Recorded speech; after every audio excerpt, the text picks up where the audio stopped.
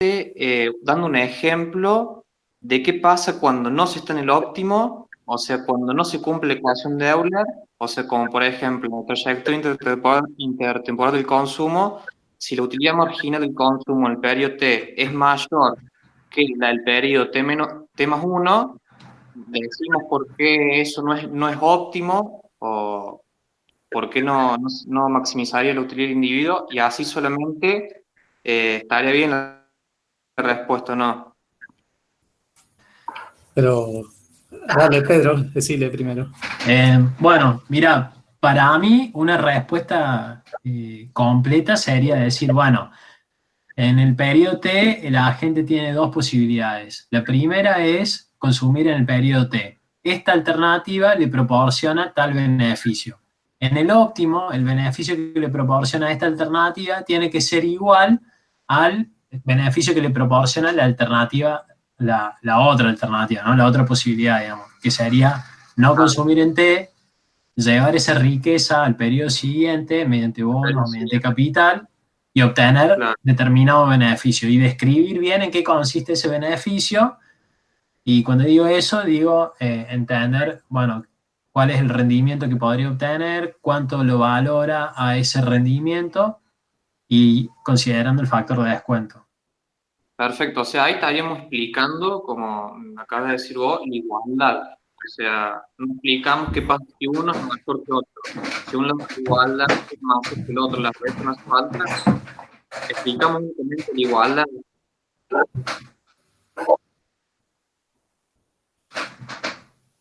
Fer, ¿querés responder vos eso?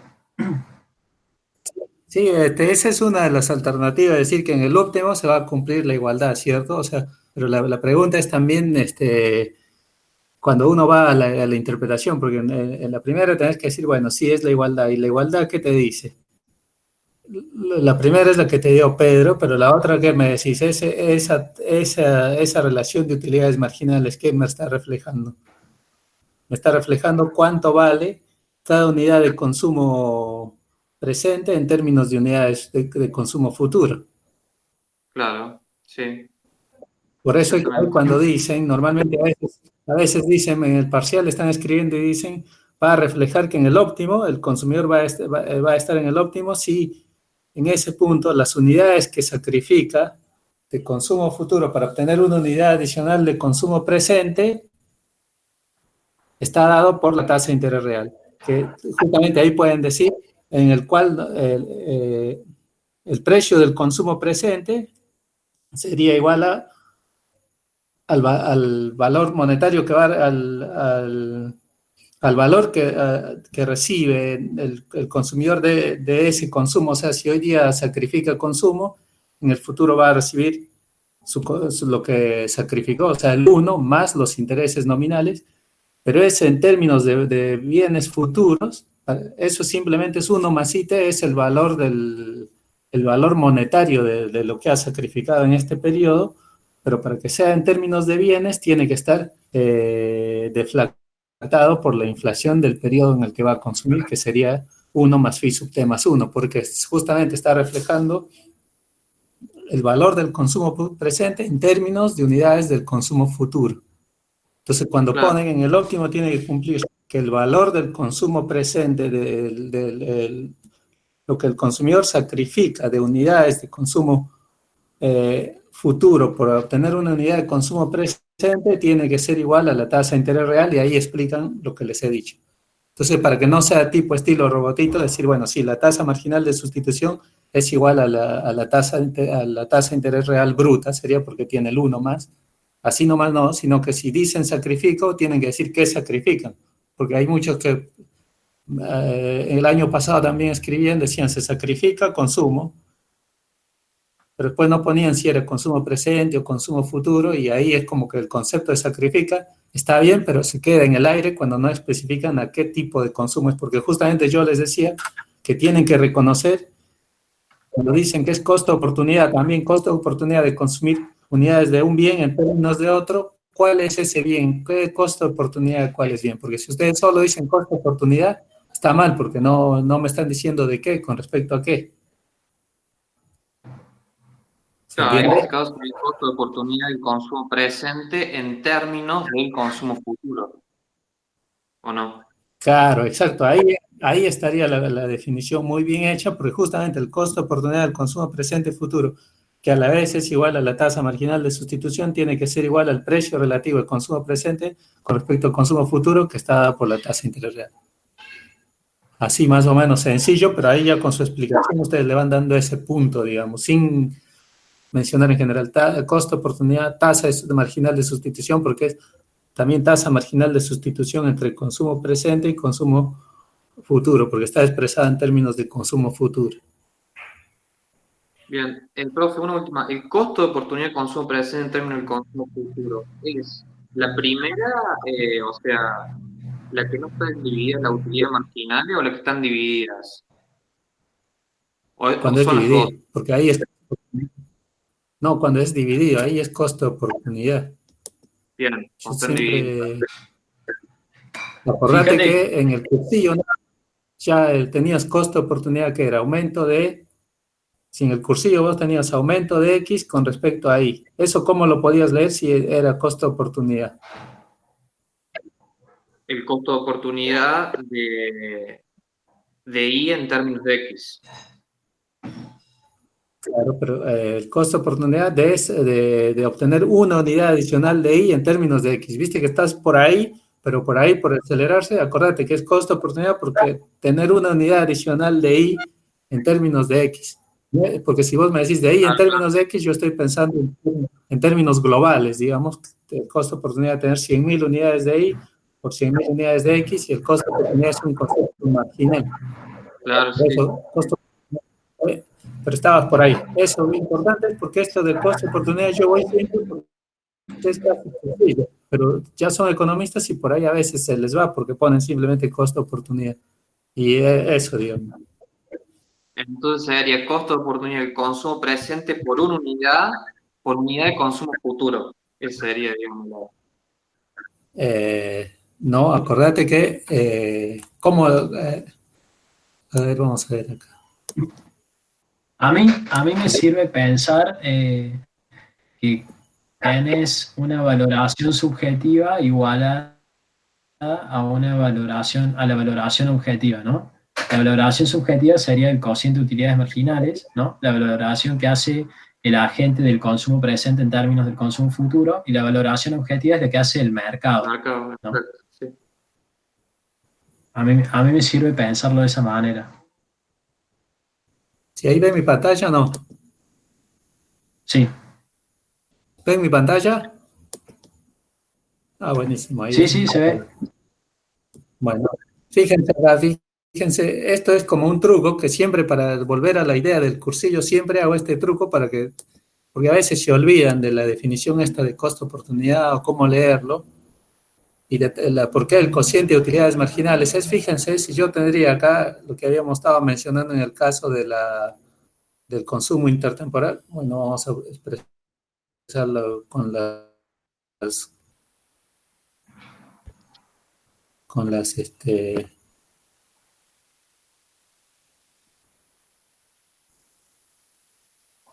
definiciones, con la notación CT dividido UCT más 1, ¿cierto? Todo esto ponderado por el factor de descuento, obviamente. Pero fíjense que acá vamos a hacer como leer lo que es el UCT, diríamos el aumento de la utilidad cuando aumento el consumo presente, mientras que el UCT sería también el aumento de la utilidad en términos en T más 1 por el aumento de CT en T más 1, el beta. Si uno dice los aumentos de utilidad, en estos dos casos los saco porque son lo mismo, acá me va a quedar simplemente aumento de C sub T, digo, porque acá va a quedar esto, vamos a hacerlo así. El resultado de eso nos va a quedar aumento de C sub T más 1 dividido el aumento de C sub T, ¿cierto? Fíjense que acá o sea, viendo el beta, ¿no? Para ver cómo sería el interés. Cuando esto es 1, me queda justamente en términos de consumo futuro. Por eso esto es lo que es esta definición de una unidad de consumo presente, porque si hago el denominador 1, me queda en términos de consumo futuro. Les va a servir para interpretación, para interpretar el costo oportunidad de esto, o sea, en términos de trabajo. Acá está la clave. Si hacen el denominador 1, quedan en términos del numerador y por eso acá está en términos de consumo futuro. Por eso yo siempre les decía en la clase, recuerden lo que cuando Ana también presentaba, le decía que el cociente de utilidades marginales es esto, era el costo de oportunidad de una unidad de consumo presente en términos de consumo futuro. ¿Y por qué haciendo este truquito queda ahí claro? ¿Se entiende eso? Después lo pueden hacer con el dinero y todo, siempre el denominador hacen 1 y queda en términos del de arriba y ahí es cuando les va a facilitar. ¿Se entendió esa parte? Sí, profe. No sé si se escucha. Bueno, acá alguien más quiere preguntar porque acá escribió a Virginia. Sí, ahí escribieron. Ah, bien. Ah, Virginia no tiene micrófono, dice, por las dudas no quiere hablar. No hay drama. Hola, Pedro, hola. a ver, fíjate, le respondes. Sí, sí. Acá primero Virginia, no sé cómo es el apellido, ahora no tengo la lista, pero Vir, dice. Pedro. Sí, bueno, para hacer eso, lo que nosotros le deberíamos dar una forma funcional específica de la función de utilidad. A partir de esa forma funcional, ustedes pueden calcular las derivadas, las distintas derivadas, ¿no? De la utilidad respecto al consumo, de la utilidad respecto al dinero. Y ahí, para obtener la demanda de dinero, lo que habría que hacer sería despejar los saldos reales en términos de, o sea, despejar los saldos reales. Y de esa manera Ahora, obtendrías una forma funcional para la demanda de dinero. Y para la elasticidad, deberían también preguntarte elasticidad con respecto a qué variable, ¿no? Si fuera elasticidad con respecto a la tasa de interés, por ejemplo, una forma de calcular eso sería calcular la derivada de la demanda de dinero respecto a la tasa de interés, porque recordemos que una derivada no es lo mismo que una elasticidad, ¿no? Sería cuánto reacciona una variable ante cambios en la otra variable. Bueno, bueno, si no hay otra pregunta relacionada a esa, o Pedro, seguí. A ver, Virginia dice que parece que entendió. Virginia, pero ahora yo tengo la que te voy a decir. Pensemos, No sé si a se me ver, escucha. Y eso es porque normalmente fíjense que la condición de Euler que relaciona dinero, nuevamente volviendo a la parte que habíamos hablado antes con su compañera Matrina, estamos hablando de costo-oportunidad de tener dinero, ¿cierto? Entonces lo que se les pide es la demanda de dinero en términos de su costo-oportunidad. Y ahí ya el costo-oportunidad no es igual a la tasa de interés. Entonces tienen que hacerlo, si les pide la elasticidad con respecto a su costo de oportunidad, a su precio relativo, tienen que hacerlo con respecto a eso. Y ahí ya es el cociente IT sobre 1 más IT. Eso es importante porque si no, ¿para qué estaríamos trabajando nosotros con un modelo Muse y diríamos si el precio del dinero es la tasa de interés y nada más? Y a veces muchos en el parcial justamente como no lo logran entender esto como un precio relativo de tener dinero, un costo de oportunidad del dinero, que es el IT sobre 1 más IT, cuando se les pide que determine la elasticidad de la demanda con su respecto a su precio relativo al costo, de la demanda de dinero con respecto a su precio relativo o costo, ahí ellos directamente hacen con IT y no es la respuesta correcta. Tiene que ser, en el caso que dijo Pedro, es correcto porque él dijo si les piden con respecto a la tasa de interés. Pero si nosotros les pedimos con respecto a su costo relativo, ahí es donde tienen que hacerlo. Sí, Tomás, ustedes tienen que ver la mejor manera, o sea, toman logaritmos y les sale, no hace falta estar haciendo todo la ecuación. Pero, ojo, que eso es lo importante, diferencia que les digan, cuando tasas de interés lo hacen como Pedro había dicho, y si les piden con costo relativo, acuérdense que eso era I sobre 1 a la tasa de interés. Si después siguen preguntando, puede ser que hagamos un ejemplo. Pero a ver, ¿quién más se entendió eso? Profe, una consulta. Sí. Usted en clase dijo la utilidad marginal del último peso atesorado es igual a la utilidad marginal del último peso gastado en consumo. Eh, Eso es el análisis de la Euler de dinero por consumo, ¿verdad? Y vos mismo pensás, sí, porque si no diríamos en términos de utilidad marginal intertemporal, no sería atesorado.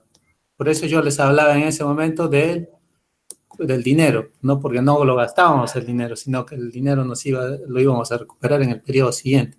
Por eso era que era atesorado. Perfecto, pero eso no, eso fue un ejemplo suyo, no sería el análisis estricto que se requiere para este caso, ¿o sí? Esa era una de las interpretaciones que les da a Walsh cuando les dice, en realidad, cuando no trata del dinero, del consumo, por ejemplo, les da con la interpretación del último peso gastado en el consumo en este periodo, tiene que ser igual al último peso gastado que genera el consumo en el periodo siguiente. Y eso, si lo extienden a la del dinero, ya es casi lo mismo, pero ahí ya tendrían que poner atesorado, porque en el caso del dinero, ¿no? En el caso del consumo es gasto. Habla Y de esa era la beneficio interpretación. marginal, Walsh. Y porque lo abre en dos partes, en realidad. Claro,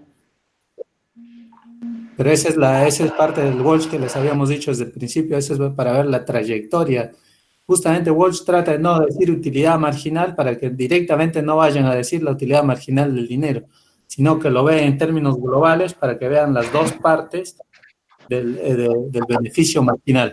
Y ahí es cuando él relaciona la utilidad marginal del consumo presente, tiene que ser igual a la utilidad marginal del consumo futuro, a la utilidad marginal del dinero, más la utilidad marginal del consumo futuro, pero en este caso ustedes tienen que decir por qué en el futuro me va a dar bueno, en el caso del dinero, el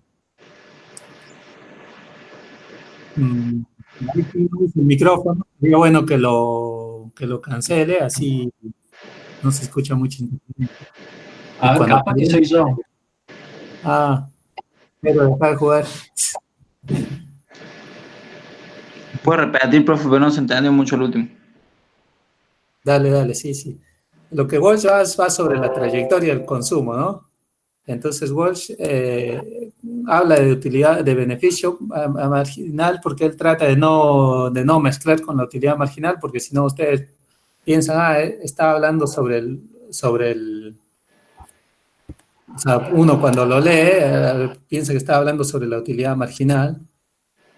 No vamos a repetir la anotación con respecto a M, pero en realidad no, sino que él está diciendo, bueno, por tener dinero vamos a ver cuál es el beneficio marginal, y él dice, eso va a ser correcto si lo que nosotros destinamos al consumo hoy día, si yo voy a sacrificar una unidad de consumo, eso va a estar en dinero, o sea, me va a dar una utilidad, pero ese dinero en el periodo siguiente me va a dar unos bienes que voy a consumir, o sea, y esos bienes van a estar por uno más, sí, sub más uno. Y acá es cuando su compañerito, creo que decía que es muy difícil esta explicación, pero digo, esto es un pesito, me hace feliz hoy día porque dejo de consumir, me hace feliz, tengo un pesito adicional, pero ese peso no es que desaparece, no es como un flujo que desaparece, sino que es como un stock. Entonces al servir en el periodo siguiente para consumir, me va a dar en el periodo siguiente una cantidad de bienes, pero esa cantidad de bienes, ¿cuándo me da utilidad? Así solo no me da utilidad, tengo que consumirlo en el periodo siguiente, bueno, acá vamos a ver cómo multiplicarlo, y en el periodo siguiente, cuando lo consuma me va a dar una utilidad marginal por una unidad adicional de consumo, que va a ser esto, obviamente, actualiza. Esa es la interpretación del sendero temporal, y cuando Walsh habla beneficio lo trata de abrir en las partes que tiene del uso del dinero. Por eso yo le decía que sus compañeritos, si lo leen, que traten de decirme que no sea robotito, que él dice, bueno, es la utilidad marginal del consumo y después es más la utilidad marginal de la utilidad del consumo del periodo siguiente actualizado y deflactado por la inflación. Porque está ok, pero no es la respuesta completa porque no están interpretando ahí. Tendrían que decirme por qué estos serían los bienes que yo tendría. Acá tendrían que decir, si dejo de consumir una unidad, eso me va a dar dinero, me va a dar felicidad. En el periodo siguiente me va a dar esta cantidad de bienes que en términos de utilidad me va a dar esto, que para compararlo lo estoy descontando y ahí es donde si yo tengo presente que todo por tener dinero voy a obtener todo esto, vamos a cambiarlo de color. Por tener dinero voy a tener todo esto, entonces entre elegir entre consumo o dinero, ya sé lo que voy a comparar, las dos cosas. ¿Se entendió esa parte? Como que más abierto, así como que yo les dije, por eso ábranlo. Si Perfecto, no profe. listo. Bueno,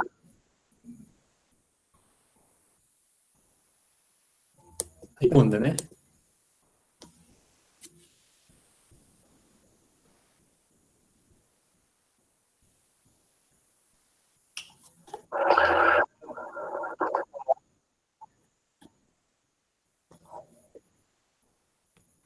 Sí, dale, dale.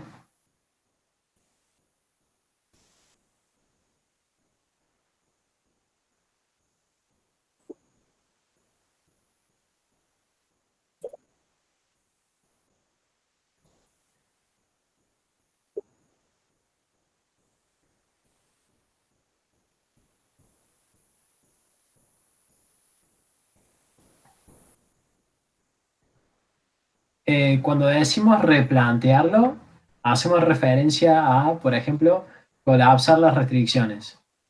Y también hacemos referencia a, por ejemplo, en lugar de maximizar la utilidad sujeta a una restricción presupuestaria en donde tengo información sobre ley de movimiento de capitales, función de producción, etcétera,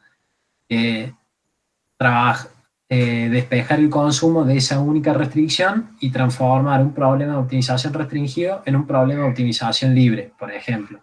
A eso nos referimos cuando decimos transformarlo. O sea,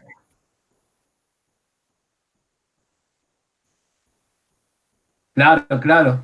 Vos podrías trabajar el problema secuencial, maximizar la utilidad sujeto a la tecnología, sujeto a la restricción presupuestaria, sujeto a la ley de movimiento de capital y bueno, las distintas restricciones con las que hemos trabajado. Claro, sí, sí.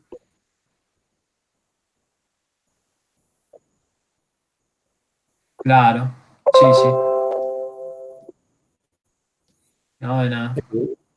Pero igual, pero igual, ahí normalmente, acuérdense que a ustedes se les va a dar la función de utilidad, bueno, está escribiendo, se les va a dar, no se les da, así su compañero dice replantear, pero también el replanteo ya aparece tipo Walsh también, o lo pueden plantear tipo la ecuación de Bellman ya directamente, para no hacer triple paso, porque el lagrangiano no es que directamente aplican la suma de utilidades,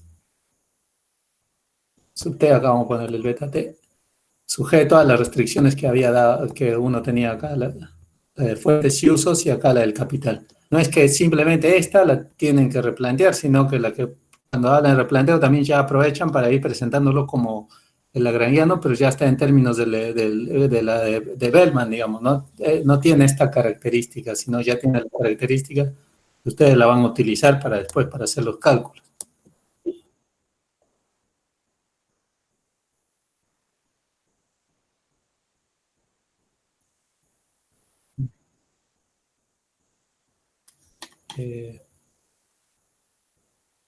Normalmente no, pero hay trampas que se pueden, no sé si trampas, pero hay formas de replantear la ecuación de movimiento. Y si ustedes se saltean los pasos, yo les prefiero que aseguren, digamos, porque en un paper que estaba leyendo, la ecuación de Bellman, la ecuación de movimiento, la plantearon, por ejemplo, de una manera diferente que es correcta igual. Y si vos pensás que que siempre es igual, entonces por ahí te estás salteando un paso. O si les damos las variables en términos nominales y lo tienen que expresar todo en términos reales o per cápitas, ahí también al hacer ese salto, por querer hacer el salto, por pensar que es todo como corresponde, se pueden equivocar. Así que si es lo mismo, si es estándar, total van a ir al otro y van a decir hemos hecho este y este paso, no hay problema. Pero lo mejor es que aseguren, porque si no, si llega algo que es cambiado, después ya no hay mi tía, digamos, porque es el ejercicio se plantea como tal y en realidad hay formas de plantearlo. Entonces, dale, ¿qué más? Acá en los comentarios hay una pregunta. Virginia, sí, así es. La elasticidad respecto al costo de oportunidad sería la derivada de la demanda de dinero respecto del costo de oportunidad del dinero, que es IT sobre 1 más IT. No sé, un consejo práctico podría reemplazar IT sobre 1 más IT por una nueva variable Z y derivar la demanda del dinero respecto de Z, respecto de esta nueva variable, para que no se te mezcle, digamos, ¿no? Eso sería absolutamente válido. Y otra pregunta, bueno, preguntas administrativas. Sí. Pero muy buena eso lo que dijiste, si lo transforman como otra variable, después ya es más fácil para que no les quede el lío, la tasa de interés, no les quede como molestando por qué y empiecen a cuestionarse, porque lo peor que les puede pasar en el parcial es cuando se empiezan a cuestionar y ahí es cuando se pierden solos, o sea, por eso es bueno como si lo retransforman como una variable y ya saben que es el costo relativo y ya está, ahí hacen todo tranquilos. Salomé, ¿cuál es tu apellido? ¿Allá o Salomé? Yo No, diría que Salomé. Salomé, pero... Salomé, no, debe ser el nombre, Salomé. A ver, Milena, yo tengo una duda respecto a restricción presupuestaria en términos agregados y nominales, reales y per cápita. Ah, Salomé.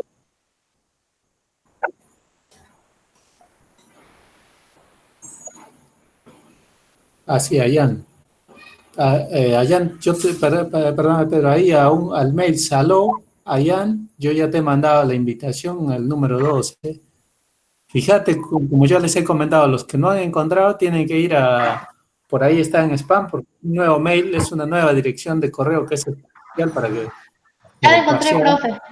Fíjate, ¿cómo? Ya la ¿Ya lo encontré. encontró? Muchas gracias. Sí. Por favor, dale.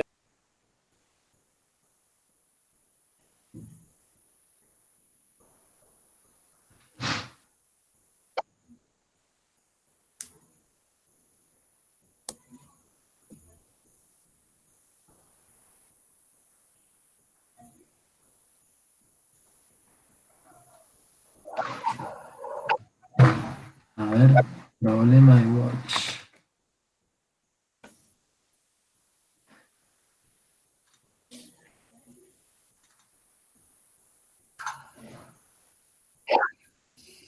Profe, ¿te puedo hacer otra consulta rápido?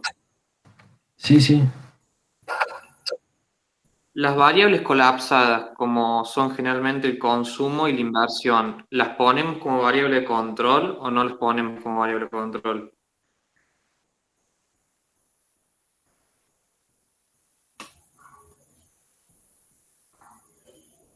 Fer, ¿querés responder vos que vos vas a estar en la corrección? Sí, del consumo depende, ¿no? Pero normalmente el consumo sí está como de control. Después, porque lo transforman o no, ya puede ser diferente, pero la de la inversión es como que no, deberían ponerlo, porque si alguien lo pone y después puede valer medio puntito extra, digamos, porque si alguien lo pone y nadie lo ha puesto, ese alguien merece respeto. Entonces yo siempre les he dicho que hay que encontrarlo y por un medio punto algo ya se va clasificando, o sea, porque va, no es que, pero el de la inversión, de ahí los otros, el consumo, diríamos, ¿cuándo no iría? Iría en en la forma replanteada, pero eso ya es diferente. Entonces, de la inversión siempre es como que se dice, bueno, por ahí, porque no lo ven, o ya en la forma, a veces se les da ya la forma sin la inversión, entonces por eso es que uno dice, bueno, si se les da con la forma, con la inversión, para que esté ahí, con la ecuación de movimiento, ahí sí lo tienen que poner. Si no estuviera, uno podría agregarlo para decir, sí, acá debería estar la inversión, pero desaparece porque se ha colapsado. Pero eso ya es como que aquel que más o menos está practicando en tres palabras de la inversión, es una variable de control, pero ya al estar colapsado no aparece. Eso nada más podría escribir si no aparece como tal en el ejercicio la ecuación de movimiento. Si aparecería, correspondería porque está ahí, o sea, dentro del mismo problema que hay que resolver, porque depende en qué paso nosotros les planteemos el problema. Entonces, normalmente como nosotros hemos estado planteando a veces en los últimos ejercicios, ya la ecuación de movimiento ya estaba colapsada, entonces ahí diría el que lo pone, lo agrega, y es como, ahí vale poco, pero vale un poquito, pero si ya estuviera en la forma natural, digamos, para que ustedes hagan el despeje y todo, ahí sí tendrían que agregar. Bueno, y la producción que depende del capital del periodo anterior, ¿qué sería con variable de control, variable de estado, perdón?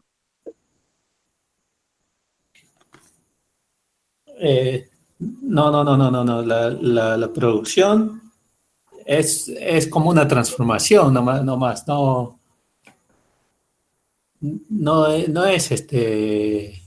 No, claro, por eso no es de estado, vos no perdón. decís si, no es de Estado, inclusive acordate, si hubiera ya empleo ahí, definitivamente no es de Estado.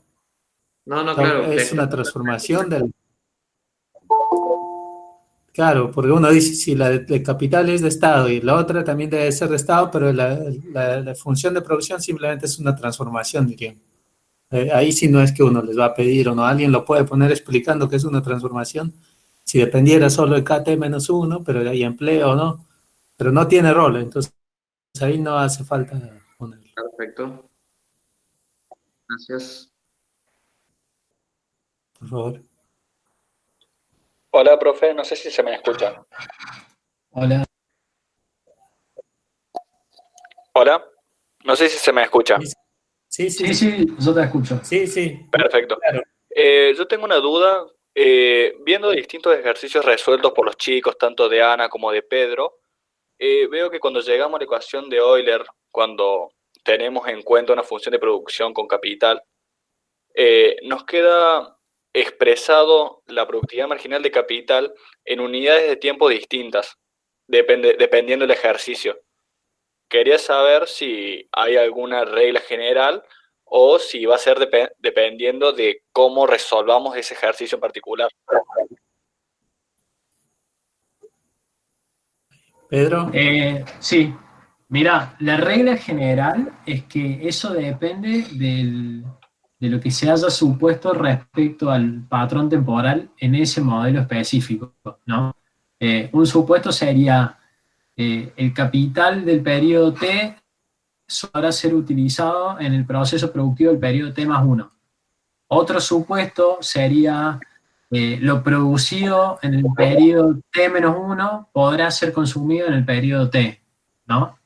Entonces, lo que importa es que, bueno, que nada, que lo resolvamos desde el principio y, según eso nos quedará un periodos distintos, ¿se entiende? Sí, yo entiendo, o sea, entiendo la parte de que nos va a quedar en periodos diferidos, porque nosotros generalmente adelantamos una condición de envolvente o hacemos otra aplicación matemática. Yo también a lo que iba es, económicamente, la interpretación. Nosotros estamos diciendo que, por ejemplo, el cociente o la trayectoria intertemporal de consumo presente con consumo futuro, o de intertemporal de consumo, decimos que es igual, o sea que vamos a tener el rendimiento neto de capital, que dentro de ese rendimiento neto vamos a tener la productividad marginal de K, esa productividad marginal de K en el periodo T más 1 o en el periodo T. Y eso, o sea, eso es lo que va a depender de los supuestos que me estás diciendo vos, ¿cierto? Claro, claro, claro. Ahí, si la productividad marginal del capital es en el periodo T o en el periodo T más uno, va a depender de cómo se haya planteado el modelo de entrada, digamos. No hay una regla general. Recordemos que estos son modelos, ¿no? Y como tales, toman algunos elementos de la realidad, intentan reflejar algunos aspectos de la realidad, pero no todos, ¿no? En cada caso podríamos pensar cuál sería la versión realista de la ecuación que estamos usando, o también podríamos intentar buscar alguna ecuación un poco más realista, pero tampoco es algo para volverse loco eso, ¿no? Perfecto, perfecto, muchas gracias. No. Sí, ahí también, no sé quién preguntó, pero porque el nombre no me salía, pero fíjate que esto siempre es esta clasificación de esta tablita. El capital, a la forma que se presente, siempre se refiere a lo mismo. O sea, cuando es KT menos 1, vamos a estar hablando del capital al final del periodo, T menos 1, mientras que cuando es KT es el capital al inicio de la integración. Después es como que en términos del modelo no debería tener un efecto de que ahora el capital que voy a producir en el otro periodo recién es el que va a tener efecto en la tasa de interés real de un periodo anterior. Sino que es lo mismo, nada más, simplemente cambia acá por la forma como está. Cuando está el KT, se habla del capital al inicio del periodo, porque acá tendríamos KT y KT más 1, y cuando es KT menos 1 se habla del capital al final del periodo, y el otro, el KT, va a ser el capital al final del periodo T, digamos. Por eso es casi como que está bien que lo vean, pero no traten de marearse con eso, porque en realidad es una forma, digamos, notacional en el caso de cómo expresamos el capital. Bueno, profe, gracias. No sé si eso... Sí.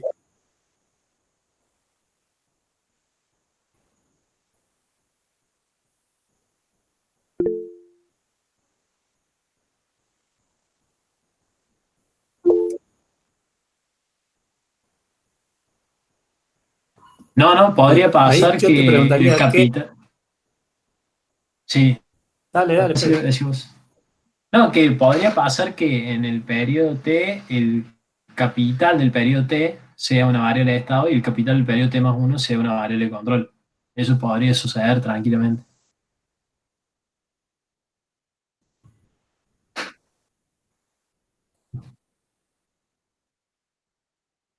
Este,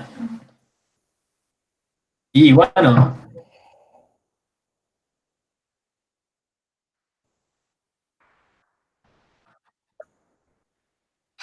no sería para nada distinto. Pensemos, por ejemplo, que el capital del periodo T sea una variable de estado del periodo T, quiere decir que el capital en ese periodo es resultado de decisiones que la gente tomó en el periodo T menos uno, ¿no?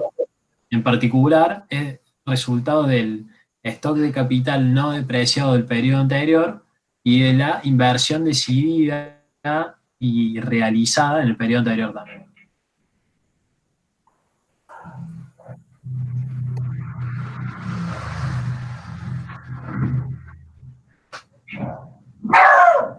No, perdón. Quise decir T más 1, la variable de control capital del T más 1. Si dije menos 1, perdón, no, me equivoqué. Bien. Acá hay una pregunta. Emilio, bueno, estuve revisando el ejercicio, no lo tengo resuelto. Si vos tenés algo un poco más preciso, lo podemos ver. Podés hasta compartir pantalla o algo por el estilo si lo tenés en el compu y lo charlamos. Pero así la verdad, me agarras muy... No lo tengo, digamos.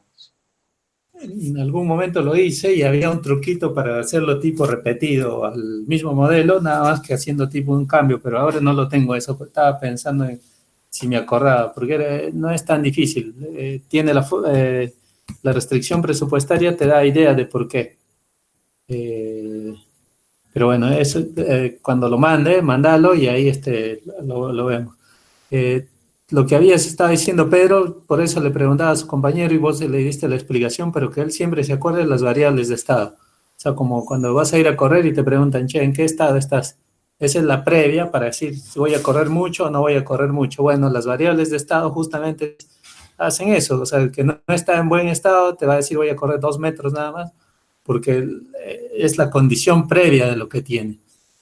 Mientras la de control es cómo se va a ir poniendo en forma en el periodo, o sea, sale a correr un día, ya está en forma y ahí al otro día ya va a poder hasta correr la maratón. Bueno, es lo mismo. Y el ejemplo de las variables de estados, por eso, fíjense si para definir la de estado está definiendo una situación que nos va a permitir cómo vamos a estar en el periodo siguiente.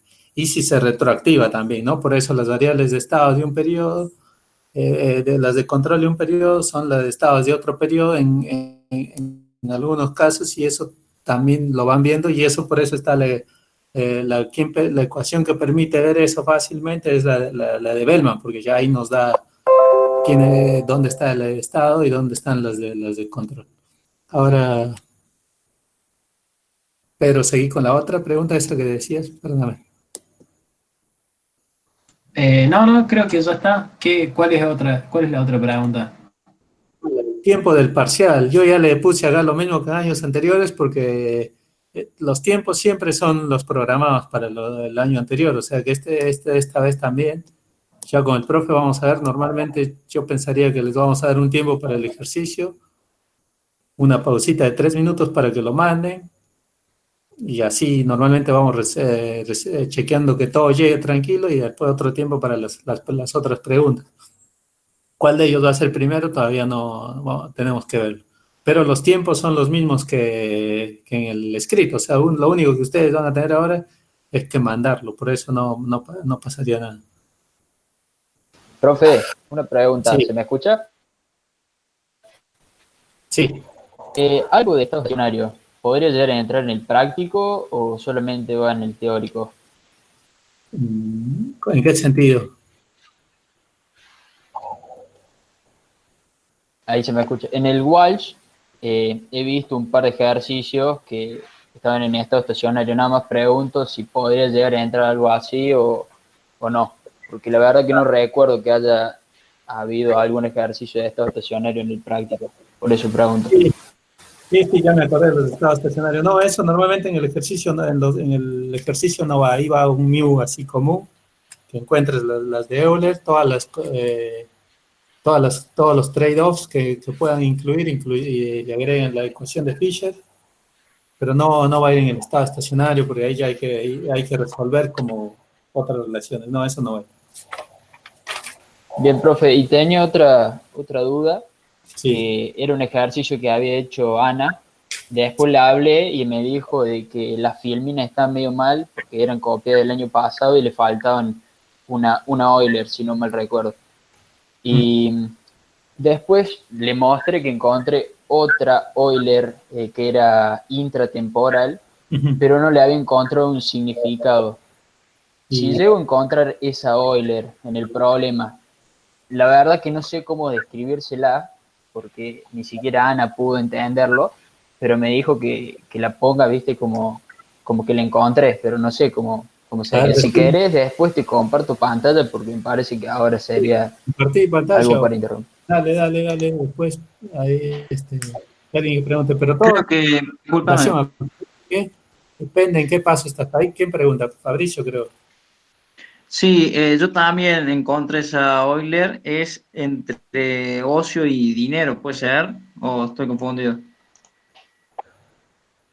Déjame buscar y ya. Acuérdense, chicos, todo tiene su interpretación, nada más hay que ir dividirlo en pedacitos para que salga. ¿Le puedo entonces preguntar sobre eso? Porque yo me acuerdo, profe, yo encontré esa Euler y bueno, no sabe cómo interpretarla tampoco.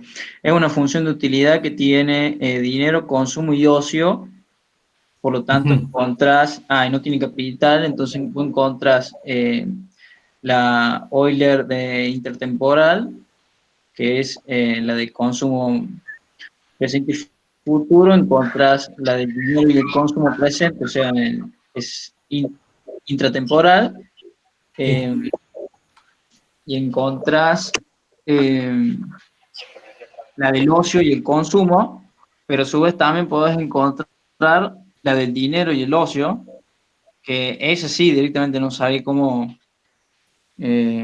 analizarla. ¿Qué te da? Preguntarle al chavo si no es Porque en de realidad ella, no pasa. faltaría que sea pariente.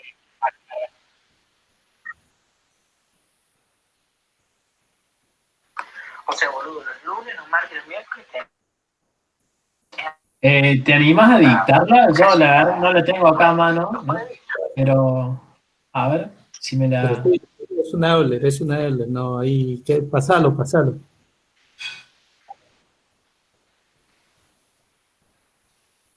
Por la parte como es una Euler de consumo de dinero y de trabajo, simplemente ahí sí nos va a decir cuál sería el costo oportunidad de tener una unidad de dinero adicional en términos de unidades de ocio. O sea, eso es por la parte del cociente de utilidades marginales, ¿cierto?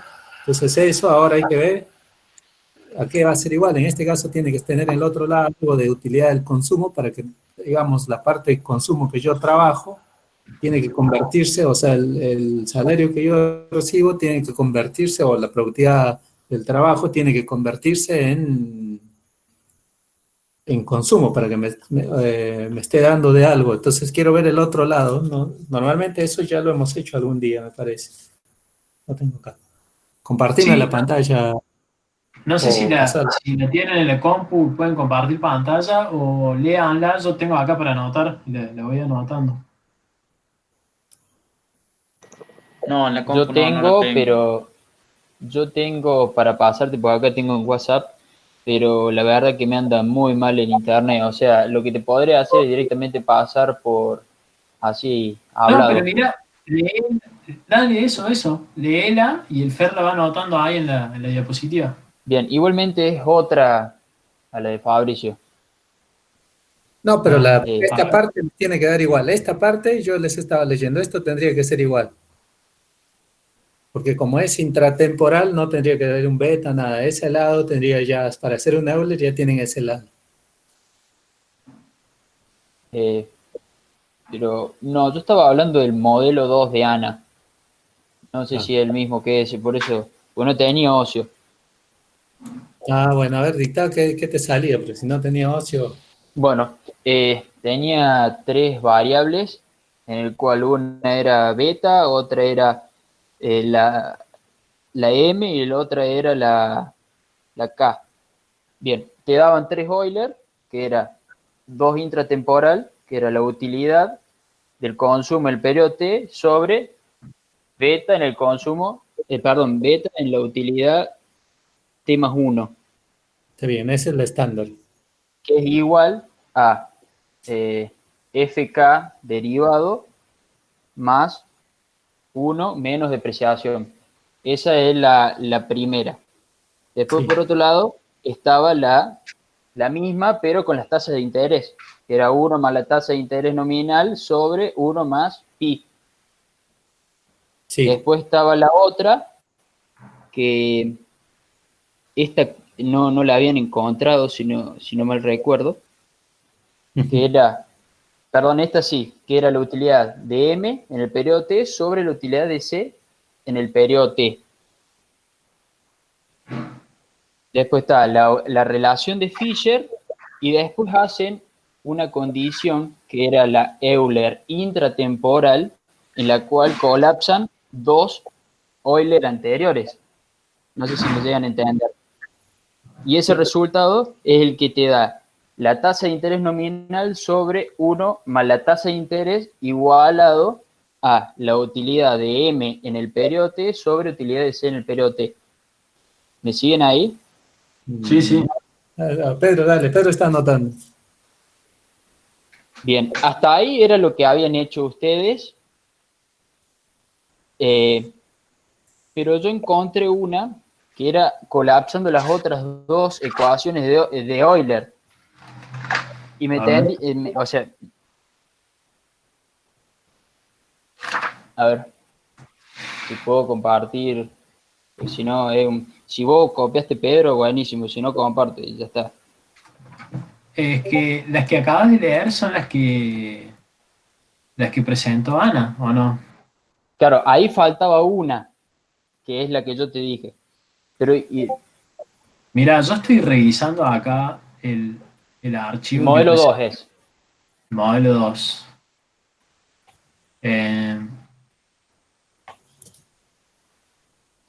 Consumo presente, consumo futuro, Fisher. O sea, no pone una como una ecuación de Euler en donde sí es una ecuación de Euler. Ah, no, ¿cuál decís que le faltó? Ah, acá. ¿Vos tenés Sí. la diapositiva de Ana a mano? Eh, a ver, déjame. Lo voy a tener que buscar. Sí, pero A ver. Porque, Ahí lo estoy a ver, tratando déjame que comparto pantalla, un segundo. de abrir. Ah, pero no lo tengo acá. La, No, yo lo tengo, esta es yo la-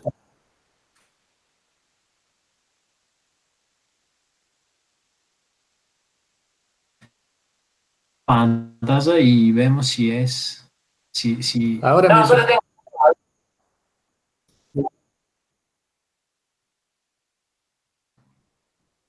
pero mientras se ya abre Pedro, Ah, mira, ahí te puedo sustituir. A ver, acá, eh, ¿están viendo mi pantalla ahí? ¿Puede ser? sí. Bien. Sí, sí se ve. Esta es la que decís vos, la que Ana no marcó como Euler, la ecuación 19. Me parece que sí. dale, Bueno, No, pero hay otro. No. esta 19 capaz que en este modelo no la marcó, pero en el modelo 1 sí está marcada, lo acabo de ver. Mira, en el modelo Pedro, mientras 1 tanto, acá, tenemos esta, ¿ves? Acá está. Caret escribió si lo podía, Fer, vamos, Fer, yo te escucho muy mal, te escucho muy cortado. No sé si el problema es mi internet. Sí, profe, yo lo escucho mal también. Por mi parte. abrir. Ah, bueno. Eh, disculpe, no sé bien con quién estoy hablando, pero Con Mateo. es esta la Euler, Mateo, es esta la Euler a la que, ¿ves? Mira, este es el modelo 1, y si vamos al modelo 2, la ecuación 19 del modelo 2 es la misma. Nada Acá la más tengo a que, mano. Si querés te digo cuál es. O sea, dale, está la primera ecuación de Euler, que era 1 más la tasa de interés nominal sobre 1 más la inflación. ¿Bien? sí, Después la segunda es esa que recién acabo de mostrar, que esta, era esa. Perfecto, sí. Que es la segunda ecuación de Euler, que no la sí, considera. Y después hay una tercera, que está abajo, que esta, es esa. Bien, sí. Bueno, ahora, ¿qué es lo que hicieron ustedes? Colapsaron una con la otra. sí, En una te da una relación de Fisher y en otra te da una Euler intratemporal, que es la considerada, eh, a ver si la esta, encuentro. Claro, sí, es esa. Es la intratemporal, ¿bien? sí, sí, sí, Pero hay otra intratemporal que es relacionando la primera, vuelve a la primera ecuación, que sería, eh, 15, no, no, me parece que también, bueno, pues yo había hecho con respecto al consumo y me dio que también había estado la relación intertemporal de la función K más la 1 menos depreciación, que esa es la que no estaba tampoco, por eso. Bueno, pero mira, eso sale, fíjate la ecuación de Fisher, vos Esa, tenés bien, que esto es igual a esto, ¿no? Pero esto que tenés del lado derecho en la 17 es lo que tenés acá. Entonces, pero vos- el- lo del otro lado que recién en la ecuación anterior, esa, ahí, sí, esa no está considerada también ecuación de Euler. Por lo No, menos por lo que vi porque, recién. mira, porque, a ver, la ecuación de Fisher habíamos dicho que estrictamente no es una ecuación de Euler, ¿no? Es más una condición de Perdón, no Pedro, no, duda. no, no. No me refería a eso, Pero- sino No, que no, de no, yo dónde... sé, pero para. A Y ver, lo otro que te quería decir es, bueno, nosotros lo que estamos relacionando en la ecuación 15 es consumo presente y consumo futuro, ¿no? Entonces, la idea es, bueno, el agente puede o bien consumir hoy, asignar parte de su riqueza a consumir hoy, o bien asignar parte de su riqueza a alguna forma de llevar riqueza al futuro y consumir en el futuro, ¿sí? En este tipo de modelos, en los modelos que vamos a ver en esta materia, el agente tiene esencialmente dos formas de llevar riqueza al futuro, o bueno, quizás tres. Eh, puede invertir en activos financieros, puede invertir en capital físico, y bueno, la tercera, sobre todo cuando estemos hablando de calcinadas, tenencia de dinero. Entonces, en realidad, la ecuación de Euler me está relacionando consumo presente con consumo futuro y no consumo con bonos o consumo con capital. ¿Se entiende? sí, pero en el primer modelo lo habían considerado,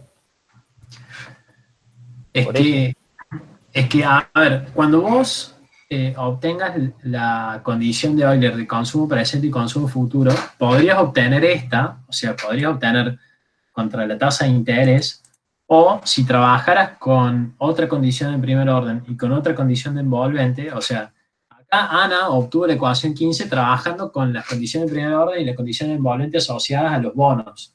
Si vos en lugar de trabajar con esa hubieses trabajado con capital, llegarías a lo mismo, nada más que igualado al rendimiento neto del capital, el producto marginal del capital más 1 menos delta. Excelente, eso es. O sea, yo lo hice con respecto al consumo y quedó el capital y me dio otra Euler más, debe ser por eso, Claro, porque en, me dio en así, realidad, pues. claro, claro, está bien, entiendo, sí. De hecho, sí, mira, te voy a mostrar los modelos que presenté yo en la primera clase, en la que hicimos clase introductoria, ¿te acordás? No sé.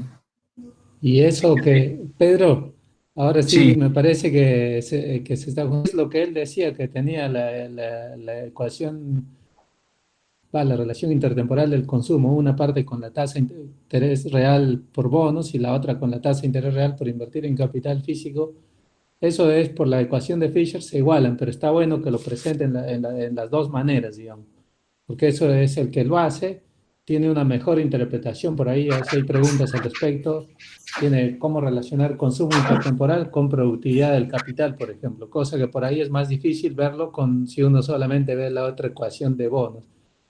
Esta ecuación 14 también lo pueden presentar así, porque después simplemente diciendo y es igual a la tasa de interés real, ahí sí ya pueden ver, porque acá se ve claramente que la parte de derecha, la parte derecha con la productividad marginal del capital, son los bienes, y justamente lo que yo le decía, son los bienes. Cuando hay consumo presente y consumo futuro, no es que estamos relacionando utilidades nada más, sino que estamos relacionando cómo cambia el consumo en términos del consumo futuro, y eso tiene que ser en bienes, porque esos bienes tienen que transformarse en utilidad. Y esta ecuación nos permite ver eso, que es directamente en términos de bienes, porque es una relación real, digamos. Dale, Pedro. bien. Bueno, me olvidé el nombre de nuevo, pero Mateo, bueno, Mateo, perdón. ¿Se entendió? sí, justamente lo que está diciendo Fernando, es exactamente lo que decía de la ecuación de Euler intratemporal que me había quedado. Claro, perfecto. A todo esto, el otro compañero, que tampoco me acuerdo el nombre, él estaba hablando de otra ecuación, porque él relacionaba dinero con ocio. No sé si sigue en la conversación o se fue, y si sigue, si quiere intentar dictar la ecuación que obtuvo él, a ver si la podamos interpretar acá entre todos. Mientras tanto, Pedro, Solana me está preguntando si hay que incluir todas las variables de control. Ustedes cuando les pidan variables de control tienen que escribir todas, pero si al colapsar, por ejemplo, si colapsaron consumo, cuando ya están haciendo las derivadas, ya lo colapsaron, es como que el consumo no está como variable de control, y ahí ya no hace falta hacer su derivada, porque acuérdense que eso en teoría es una variable de control, pero no lo ponemos porque al estar colapsada en el proceso de análisis, de definición de las ecuaciones no va a aparecer, pero su influencia se va a notar, no es que porque ustedes lo colapsan, directamente va a desaparecer la variable de consumo. Si ustedes se fijan, aun cuando lo colapsen, siempre está la utilidad marginal con respecto al consumo dando vueltas. Por eso, tienen que poner todas las de control, y decir es una de control, pero después, si ya lo han colapsado, no buscarlo en la derivada porque no lo van a encontrar y ahí es cuando les va a generar problemas. Parece que eso es lo que ella pone algo así. No sé si no, que use el micrófono. Profe, no sé si se me escucha. Sí. No es Sí, una sí, variable colapsada, sino que cuando trato de resolver el problema que hizo Pedro, donde incluye ocio, cuando quiero hacerlo pero despejando consumo en lugar de hacerlo con capital, que es como lo hace él, después, cuando armo la ecuación funcional de Bellman, me queda en la función valor la variable trabajo en el periodo T, que es una variable que no tengo colapsada. Pero cuando hago las condiciones de primer orden, si yo incluyo esta variable en la función valor, después no tengo una condición envolvente con cual eliminarla. Entonces, como que no puedo formular la Euler. Si yo no incluyo esta variable en la función valor, sí la puedo formular. Igual después le mando por mail bien la foto porque explicarlo así es difícil, pero mi duda era si cuando una variable que no está colapsada en el problema, si sí o sí hay que incluirla en la función valor. ¿Por qué incluiste el ocio en la función valor como argumento de la función valor? No, el trabajo es el que incluyo. Bueno, el trabajo en T, porque lo considero una variable que, sobre la cual tengo decisión en el periodo T. Entonces, no es argumento de la función valor. Recordemos que los argumentos de la función valor son las variables de estado. Tenía notado que eran las de control. No, los de estado, por eso las variables de estado. Cuando hago la función valor descontada por beta. Fíjate, pero es igual, porque la de estado está adelantado un periodo, nada más adicional. Ahí, Pedro, decirle. Bueno, acá tengo la ecuación funcional de Bellman. Fíjate que la función valor tiene como argumento el capital en el periodo T-1. Y esto que está acá, lo que está adentro, es el capital en el periodo T, que sale de acá. En este modelo. Sí, no, yo tenía notado, no sé por qué, en alguna clase noté que la función valor tenía que tener todas las variables sobre las cuales el individuo tiene control. Por eso me surgió la duda y yo había incluido ahí el trabajo cuando hago despejando con consumo, no con capital. Pero así, o sea, solamente incluyendo el capital en el periodo anterior sí se puede resolver. Claro, sí. Listo, esa era la duda. Claro, fue por eso. Dale, por eso yo siempre les decía, sí, perdón, por eso les decía, las de estado son las que determinan en qué condición estamos para hacer lo que vamos a hacer en este periodo. Y para hacer lo que vamos a hacer en este periodo, vamos a determinar las de control, pero las de estado son las que determinan qué condición tenemos ahora, en qué posición estamos. Por eso es que no te salía. Bueno, ahí Pedro te dio una buena explicación, así que Macarena, antes que alguien pregunte, Macarena estaba refiriéndose a descomponer el beta en 1, dividir 1 más R o algo así. Pero esa igualdad, está bien lo que decís, pero esa es la igualdad que se cumple en el óptimo y eso es lo que habían visto en clase también. Pero en tasa subjetiva de descuento, una tasa, sí, eso es para la explicación, está bien si lo hacen Macarena, pero ese es solamente un pedacito, o sea, eso no es parte de la interpretación completa. El beta después sí lo podés llamar que después va a ser 1 menos R, o como está en el teórico, en el de Arnaudo, pero acuérdense que acá estamos hablando sobre los trade-offs, digamos, no está solamente en eso. Dale, alguien quería preguntar ahí, sigue. Yo soy Lucía. Hola, ¿se me escucha bien? Hola Lucía, sí. Buenísimo. Mira, yo tuve una duda similar a la de Sol con ese ejercicio, y creo que lo que se refiere Sol es lo siguiente, o sea, si nosotros en vez de despejar KT cuando maximizamos, despejamos CT, nos van a quedar, digamos, como variables de control KT y NT, me parece. A vos te queda CT y... no, sí, a vos te queda CT y NT. Hoy. No sé si se entiende el libro. Si no, después te mando un mail. Si se puede. Pero repetirlo tranquila, porque si tu idea lo puedes expresar acá, ya estás en capacidad de aprobar. Porque eso es, no te pongas nervioso, eso es lo más importante, es expresarse ahí, porque ahí uno es donde hace el clic, digamos. Ok, bueno. Claro. Entonces, si nosotros despejamos CT, yo cuando armé la ecuación de Bellman, me quedó maximizar U, reemplacé el CT ahí, después me queda también que la utilidad depende de 1 menos NT, más la función valor, que estaría en términos ahí de ¿qué? ¿De KT o no? Pero de NT, o sea, ¿qué pasa con el NT? Porque si yo lo meto ahí adentro, como decía Solana en un momento, después voy a tener un problema cuando hago las condiciones de primer orden. Porque claro. No tengo ningún Sí, envolvente, no tengo ningún envolvente para poder resolver, digamos, una función valor con NT.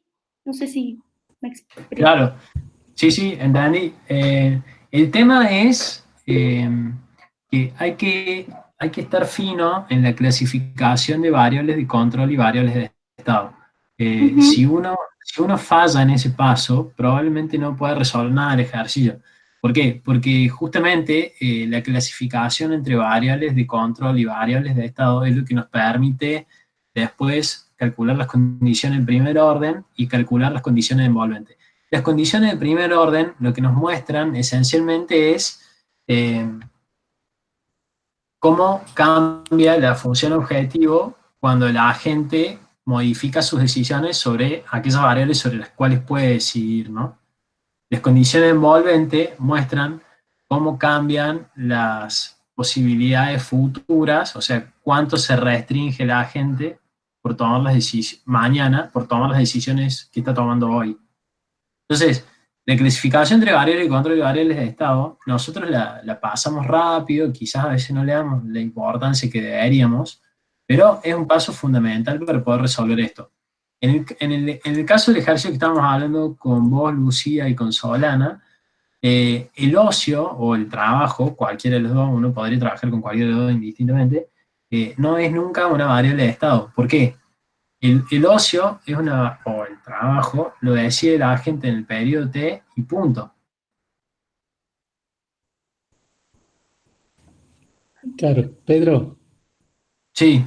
¿Me escuchas? Sí, Pedro, ahí mira eso para decirles que está bien lo que ha dicho Pedro y justamente tiene que identificar en el modelo cómo se presenta. Acá en este caso el trabajo de este periodo es lo que nos brinda, o el ocio en este periodo nos brinda utilidad.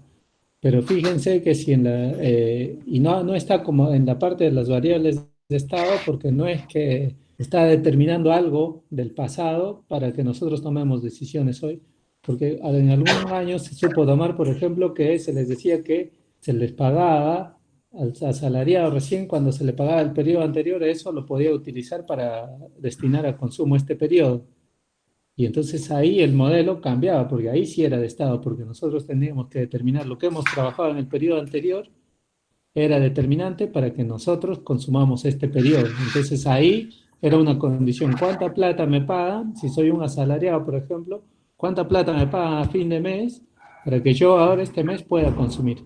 Entonces eso depende del problema, pero ahora está bien, como con el modelo que están viendo y están planteando, no corresponde ahí ponerlo como variable de control, pero no crean como, no se creen como robotito, de decir, nunca va a ser porque depende cómo se plantee el problema. En este caso es directamente al no depender del pasado, el trabajo, no hay salarios que influencien la retribución del pasado, no influencien cómo decidimos, sino que lo que trabajamos hoy nos va a generar ingreso y va a afectar en nuestra restricción presupuestaria. Entonces no está influyendo en cómo habíamos, con cuánto habíamos trabajado en el pasado, no está influyendo en cómo vamos a consumir ahora. Entonces por eso no estaría en la de Estado. Y la de Estado, por eso son las que son casi como las variables rezagadas, porque siempre están influenciando lo que hicimos el periodo anterior, cómo nos limita a tomar decisiones hoy. En este caso no hay, por eso todo es un flujo, lo que consumo, lo de ocio, lo que tengo de ocio nada más es lo que va a determinar cuánto trabajo, mi restricción presupuestaria, y entonces por eso que no estaría. Y es lo que dice Pedro, es importante distinguirlo porque si no después crean una variable adicional y ya una vez que entran al círculo están perdidos. O sea, por eso yo le decía a su compañera, trata de presentarlo y explicarlo porque ahí ya te vas a ir ordenando la cabeza y mira, hizo buena presentación ahora de sus ideas. Así que está bien. Buenísimo, muchas gracias. Entonces ya me quedó claro que, digamos, el NT sería en este caso una variable de control, por eso voy a tener una condición de primer orden, ¿es así? Sí, sí. Genial, bárbaro, Sí, sí, sí. gracias. Gracias. No, de nada. Dale. José Macrina es el amigo de los dogmas. Mira, depende del modelo, José, por eso no te puedo decir. Ah, si sería así, diríamos, si estaría así. Y bueno, vos ahí lo que yo te había dicho, ¿qué es lo que estaría expresando eso? O sea, cómo en términos del lado derecho, tenés la utilidad marginal del ocio y del otro lado tenés la del consumo. O sea, normalmente eso, ¿cómo lo vas a explicar? ¿Cuánto vale cada unidad de ocio en términos de consumo? Y justamente ahí diría, sí, ¿cuánto vale cada unidad de ocio en términos de consumo? Lo que voy a dejar lo que voy a dejar de consumir y eso me va a dar el salario real. Por eso es que en ese caso te da la productividad marginal. Es casi como intuitivamente, sin necesidad de buscar así como un dogma que esto tiene que ser así. Pero ahí tenés que fijarte lo que yo te había dicho, por eso es la idea de hacer los que se vayan con el cociente para que interpretes bien, porque ahí es el valor del ocio en unidades de consumo, porque si lo planteas al revés, ya tendría que darte en el otro lado el otro cociente. Entonces eso depende, por eso trata de no hacerlo como dogma, porque justamente los de los años anteriores quieren respuestas dogmáticas y después siempre dicen el profe dijo esto y ustedes tienen que ser los capos, no son robotitos, o sea, escriban lo que hagan su interpretación. Pero está bien por preguntar. Pedro.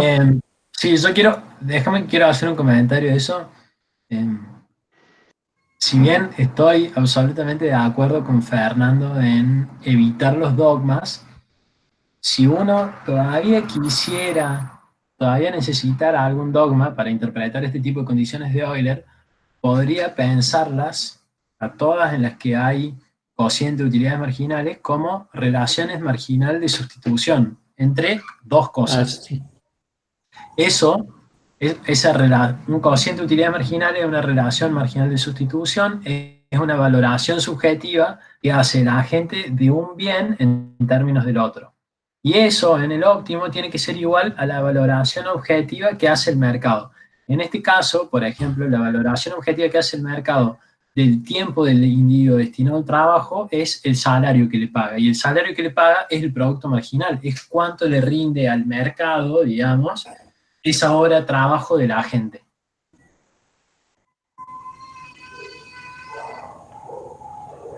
Está perfecto porque... Sí, preguntaba ya.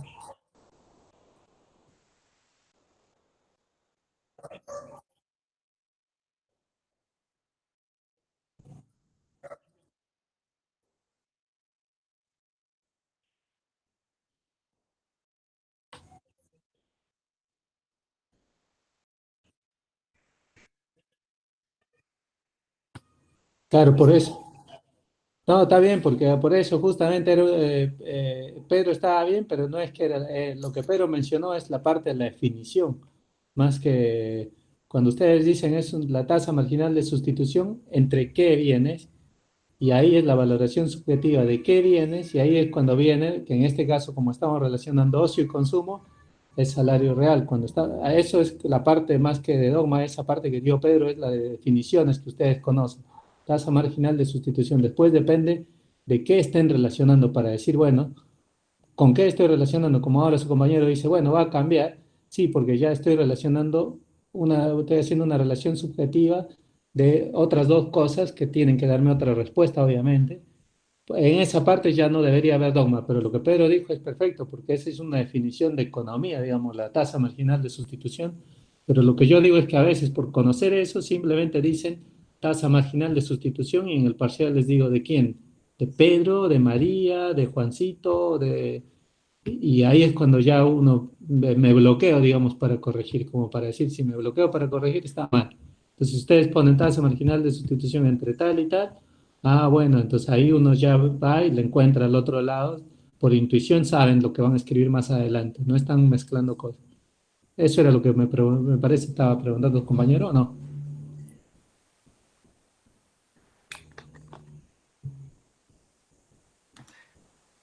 Nacho, claro, pensemos, el agente valora al consumo en términos del dinero de una manera, al consumo en términos del ocio de otra manera, y lo mismo hace el mercado, ¿no? Por eso, valoraciones subjetivas de distintos bienes se igualarán a valoraciones objetivas, pero ¿no? Haciendo las salvedades del caso. En este caso estábamos hablando de ocio contra consumo. Por eso yo dije que la valoración objetiva del mercado era el producto marginal del trabajo. Pedro. Sí. Yo soy el que te dijo de la Euler, esa que había encontrado. Sí, sí. Ahora estoy viendo la conversación, así que sé que estoy hablando con Nacho y con Fabricio. Genial. Yo esa Euler la encontré cuando vos hablas de tasa marginal de sustitución. Yo tengo el cociente de utilidades marginales. Encuentro primero la que está en relación al dinero y al consumo, ¿sí? Que es igual a la tasa de interés sobre 1 más la tasa de interés.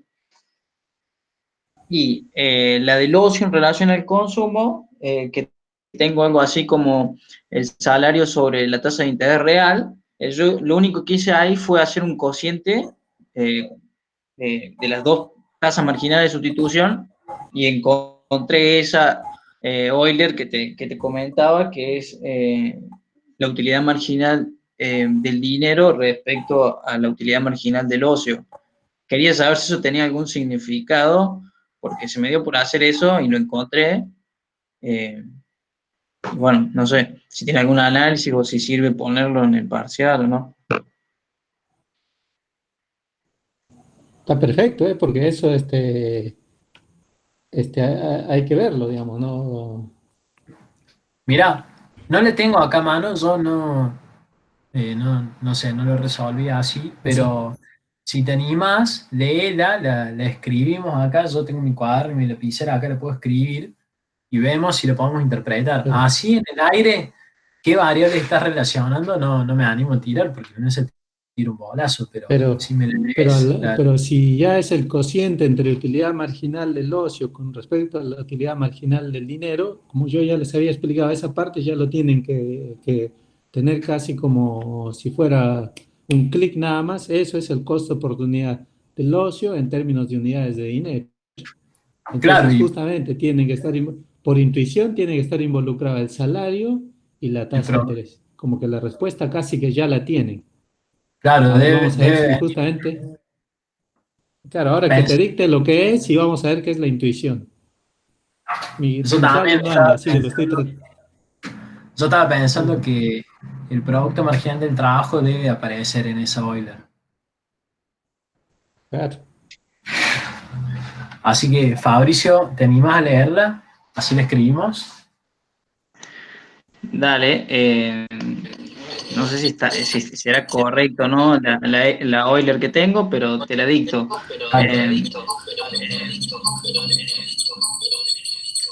La del dinero en relación al consumo es la que conocemos, la que hemos visto siempre. No, vamos con dinero y ocio directamente. Y la del dinero y ocio me queda algo así como la tasa de interés sobre 1 más la tasa de inflación. Díctame los subíndices temporales también, por favor. Dale, la tasa de interés me queda en el periodo T Sí. y la tasa de inflación en el periodo T más 1 Sí. por el cociente de 1 sobre el salario a periodo futuro, sería T más 1. O sea, el producto marginal. Claro, Bien. Sí, sí. ¿cómo analizo eso, por ejemplo? ¿Esto es igual a qué? Eso es igual a la utilidad marginal del dinero sobre la utilidad marginal del ocio. Del dinero en el periodo T. Y el ocio en el periodo T también, ¿no? Claro. El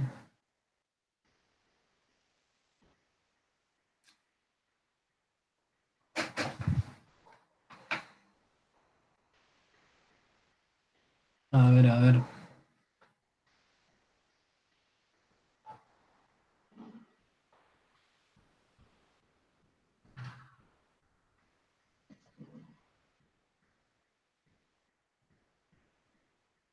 Producto marginal del trabajo en el periodo T más 1.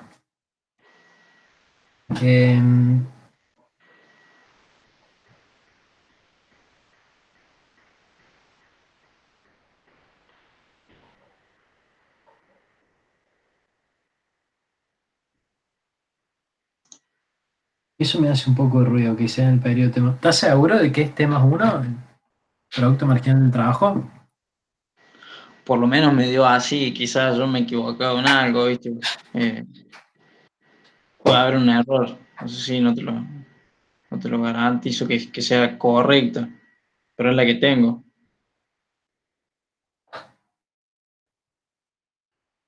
Este.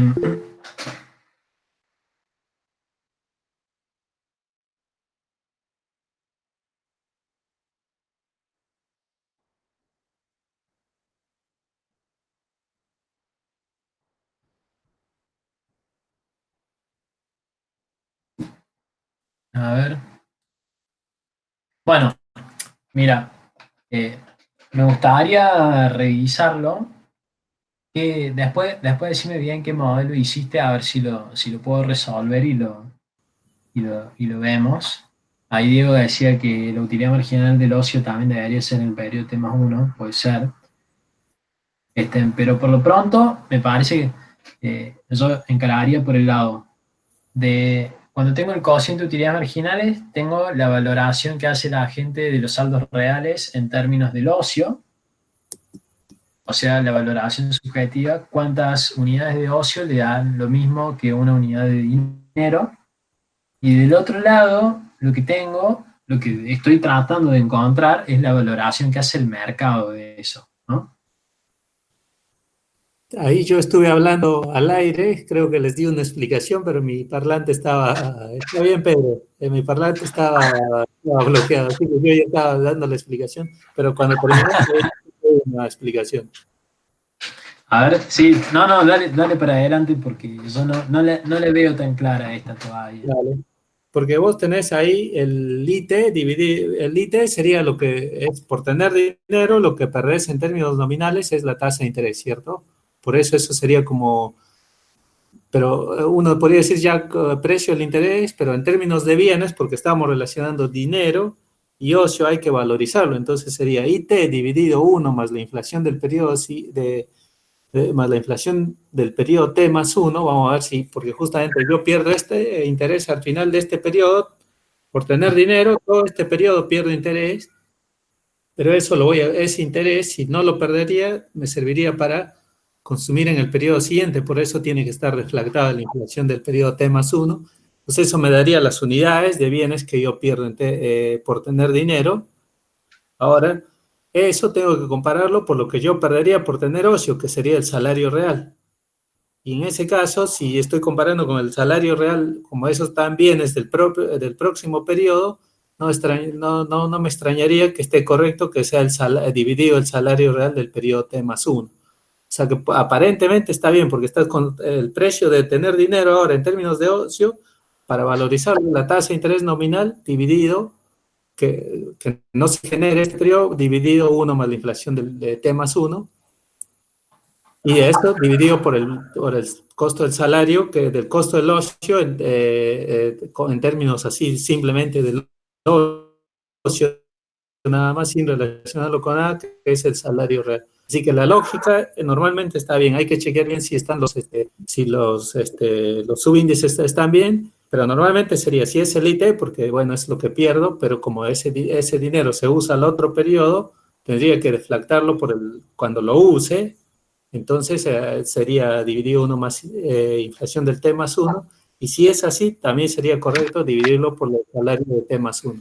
Pero bueno, eso habría que verlo bien, chequear bien que te haya salido todo, pero la interpretación es la de siempre, o sea, el precio del dinero en términos reales, que sería arriba, el numerador sería IT dividido 1 más sub T más 1, y el precio del consumo, el precio del ocio es el salario real, entonces el costo de oportunidad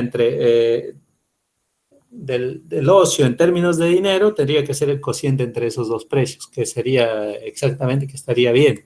Pero bueno, esa es la interpretación, y si lo encontrás está joya, porque eso así hay que interpretar, o sea, eso es lo que se les pide a los chicos, que hagan las interpretaciones de todo lo que vean, sin necesidad de ser dogmático, decir, encuentro entre esto, y lo analicen y traten de encontrar eso, de pedacitos, de darle su interpretación. Si aparece IT, ese es porque está en dinero, pero al relacionar dos variables reales, el IT solo no me dice nada, tengo que decir cuándo ese IT lo consumo y por eso se deflacta, y ahí recién digo, ¿y el otro qué costo tiene? El otro, el salario real, bueno, deben estar relacionados, y ahí es cuando pasa a ser precio relativo. Por eso, costo-oportunidad de ocio en términos de dinero va a ser igual al otro concepto que hemos puesto. Hay que chequearlo, por eso digo, hay que chequearlo los subíndices, pero depende por el momento en el que se consume, Santiago. Por eso no me parecería extraño que esté bien, aunque habría que chequear si el T más 1 es correcto, porque depende de la tasa de interés. Acuerden que el dinero tiene precio, que es la tasa de interés, pero ese precio recién va a ser válido en términos de consumo cuando yo lo use.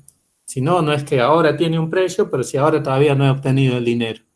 El dinero no lo he tenido. O sea, justo ahora no puede tener precio porque ahora no lo he tenido el dinero. Cuando lo tengo en este periodo, al final del periodo, eso es lo que pierdo. Ahora, valorizando eso, lo que pierdo, perdí 5 pesos por tener un peso ahora, por tener 100 ahora, perdí 5 al final de año.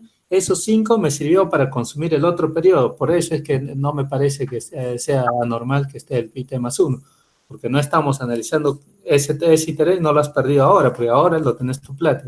Es cuando se ejecuta este periodo. Por eso es que hay que chequearlo, pero la lógica normalmente va por el buen camino, digamos. Sí, eso. O alguien que quiera preguntar. Perfecto, profe, gracias. Pedro, yo te mandé por mail una ecuación de Euler que te quedó a vos, que la interpretación la escuché y no me quedó clara para nada, en el sentido de, bueno, la digo oralmente a ver si se entiende en el aire, pero los chicos que están también, de que la utilidad marginal del consumo es la trayectoria intertemporal. Bueno, de ahí podemos decir que la utilidad marginal del consumo del periodo T-1, o sea, a la izquierda tenemos T-1 y a la derecha tenemos en el periodo T. O sea, estamos hablando de una relación intertemporal entre el ayer y el ahora.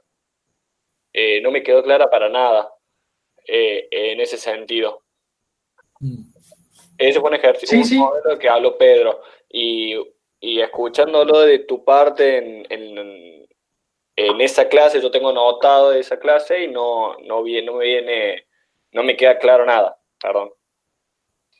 Bueno, mira, retrocedamos un poco. Con la programación dinámica lo que estamos haciendo es estamos reexpresando un problema de infinitos periodos, un problema secuencial de la gente, en una sucesión infinita también de problemas de solo 2 periodos.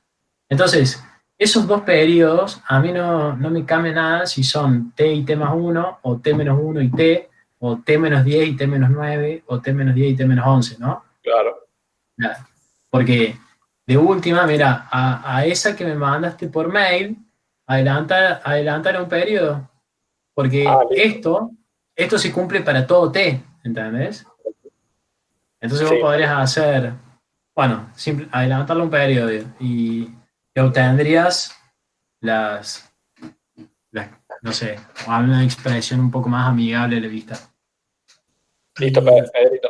Muchas gracias. Pero ahí está bien esa explicación que leíste, y si ya, por ejemplo, si te pones testarudo y querés estar con el T-1 y el T, está bien, pero en ese caso ya estarías viendo cómo respondiste óptimamente a la clasificación entre el pasado y el presente. Ya tendrías que poner un poco eso nada más, pero lo otro es casi perfecto. Y porque por ahí uno dice esto, entonces no tiene interpretación. No, está bien lo que propusiste, pero la interpretación sería un poco más de decir cómo tomamos la decisión en el pasado, que justamente fue óptima y tuvo que cumplir eso, porque justamente fue óptimo. Pero está bien, si después querés estar con el estándar, adelantás un periodo y ya estás feliz. Muchas gracias. Por favor. No. Profe.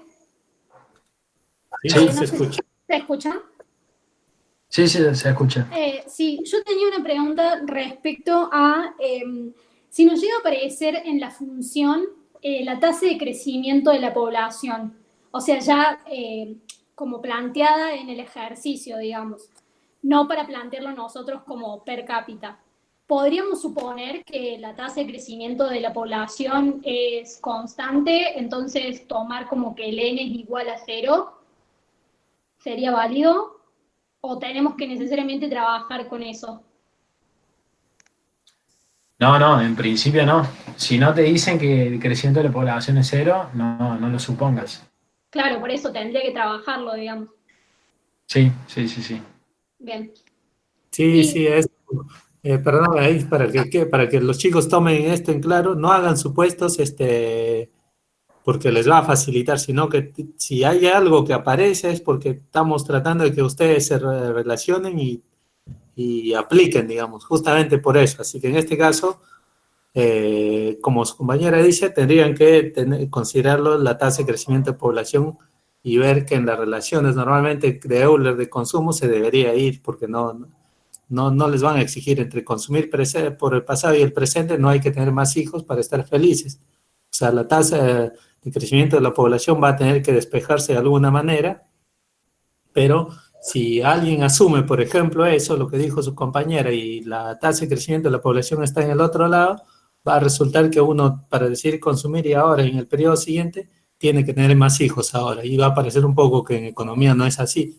Entonces, por eso es que esos supuestos traten de no hacerlo, digamos, o sea, lo que tienen, lo que ven. Y está bien por preguntar. Bien. Sí, ahí con otra pregunta. No, y si me apareciera, digamos, en la función, ¿eso lo tendría que tomar como un parámetro de la función o como una variable exógena? Yo diría más bien que es un parámetro, porque con variable exógena hacemos referencia a precios, tasas Claro, de interés. sí, yo me imaginé que más considerarlo como un parámetro, digamos, pero bueno, era igual la pregunta. No, Claro, está bien. sí. Lo que está claro es que no es ni variable de control ni variable de estado. Después, Sí, no, eso sí. si es parámetro o variable exógena, bueno, quizás alguno podría argumentar una cosa, otro podría argumentar otra, pero no debería haber mayores problemas con eso. Bien. Pero está bien lo que has preguntado, o sea, para nosotros, para el modelo, tenemos que asumir que es un parámetro porque cada niño que nace viene con su función de utilidad, y si nosotros estamos maximizando una función intertemporal, maximizar por diferentes funciones de utilidad, no podríamos agregar la función de utilidad y no podríamos hacer lo que hacemos. Por eso se supone que es constante, y eso normalmente ya a ustedes les va a aparecer sin el subíndice T. Bien.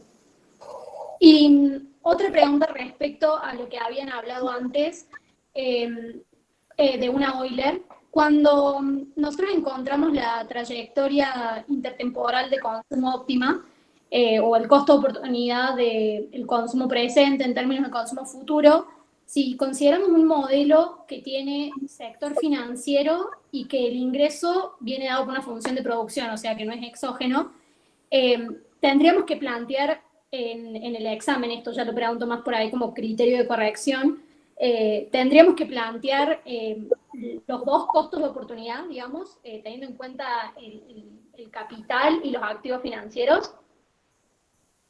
Ahí tenés la Fisher para que te facilite las cosas, o sea, Claro, normalmente, sí. Como yo le decía a su compañero hace rato que dijo, si la ecuación, el trade-off entre consumo presente y futuro me queda en términos de la productividad marginal más 1 menos la tasa de depreciación, es lo que yo le decía, ya directamente queda en términos de unidades de consumo futuro y ahí es la intertemporal directa.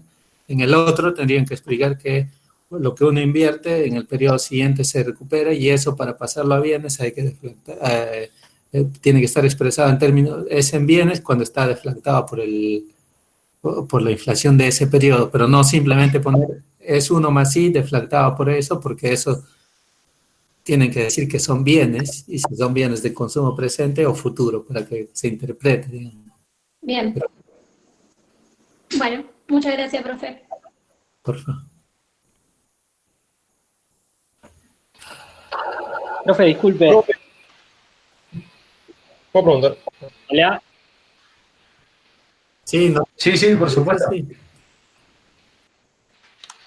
Profe, no, yo tenía una sola duda con respecto a, perdón que vuelvo a las filminas de Ana, pero bueno, se va a entender cuando lo diga, que tenemos la Euler 1, que es la clásica, la que todos conocemos, y después tenemos una Euler 2 que sacamos, que yo la tengo anotada como que es la trayectoria intertemporal entre consumo y dinero. Yo tengo esa Euler 2 y después le hago una transformación, que es decir, la divido por utilidad marginal de consumo a los ambos miembros, es decir, la derecha y la izquierda, y después llego a una tercera Euler. ¿Qué prefiere? O sea, ¿qué es lo correcto? ¿Llamar Euler 2 y Euler 3? ¿O llamar a ambas cosas como Euler 3? Porque una es como una intertemporal y otra es como intratemporal. Es una sola Euler.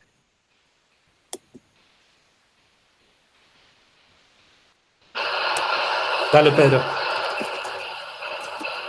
No, que yo iba a decir que yo mostraría las tres. Yo mostraría el consumo intertemporal y mostraría el consumo en T contra dinero en T y consumo en T más 1, y también mostraría el cociente de utilidades marginales de consumo en T y dinero en T. Yo mostraría las tres, ¿o no? Cada una tiene información distinta. Claro, ahí Pedro es una sola Euler porque está dando una relación intertemporal, pero tiene 3 interpretaciones que lo pueden interpretar.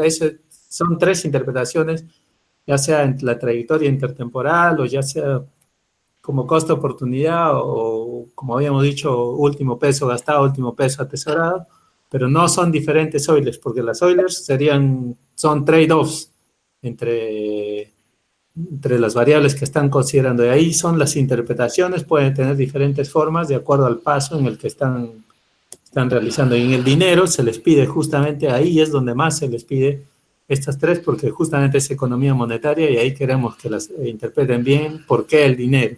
Todos los pasos del dinero.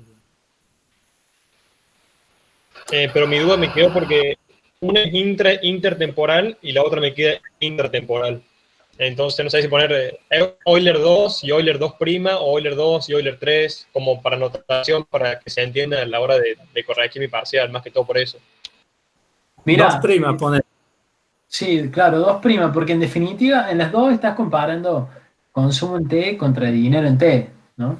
Pasa que en una decís, bueno, el dinero en T me puede proporcionar utilidad de consumo en el periodo siguiente. Pero sí, claro. Sí, pero está bien, ponerle el prima con eso de intertemporal. ahí Pedro, su compañera preguntó que repite eso del dinero, de cuando había la tasa de crecimiento poblacional, y yo ya les he dicho que no estamos generando robotitos normalmente en las ecuaciones intertemporales que no estén relacionadas con la población. No tendría que, por ejemplo, en la intertemporal del consumo no tendría que aparecer la tasa de crecimiento de la población. Entonces yo no puedo darles una interpretación. Sé que a veces cuando asumen una parte sí, una parte no, ustedes mismos, aparece y ahí, bueno, de última hay que ir a interpretarlo, pero no debería aparecer, porque entre consumo y presente no es una decisión entre tener niños o no tener niños.